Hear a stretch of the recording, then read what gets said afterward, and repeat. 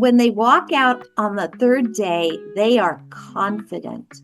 They are confident that their message is clear. They're confident that this book is going to make a difference. They're confident that literary agents are listening. Book publishers are listening. Producers are listening. And most importantly, they're going to walk out after 3 days and they're going to say, wow, what an experience. I had no idea I knew as much as I actually know. I had no idea that my idea was that good.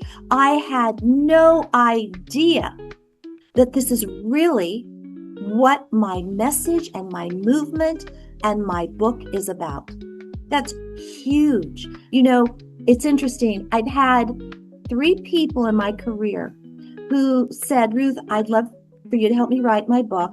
And so I always ask, what do you want the book to do for you? And then they'll tell me what the book's about. And then I say, wow, the book that you're talking about is not going to do that for you. They get upset, and I try and share as lovingly as I can why, but they're stuck, they're caught on that topic. And maybe that is a good topic, but not for what they want, not what they want to do. And so I have to say no. 1 out of the 3 years later comes back, and I get a phone call. Are you the Ruth Klein that's a book coach? I said, yes. She goes, I'm so-and-so. I have to come and see you. Thank goodness I have a security building. And so I said, sure. And so she came in and she started crying.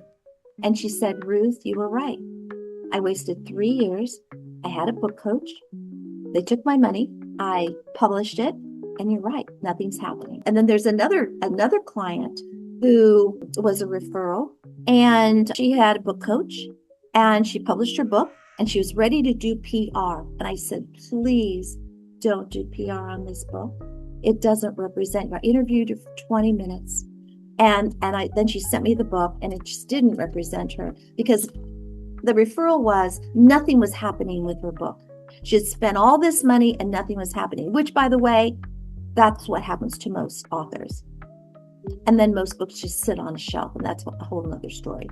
And so I basically said the only thing I would keep on this book is the cover. And she goes, no, Ruth, you don't understand. I had a book coach, I had a book published, and I'm going to get a publicity firm. And so anyway, she ended up rewriting the book. And shortly thereafter, she had her first $10,000 weekend.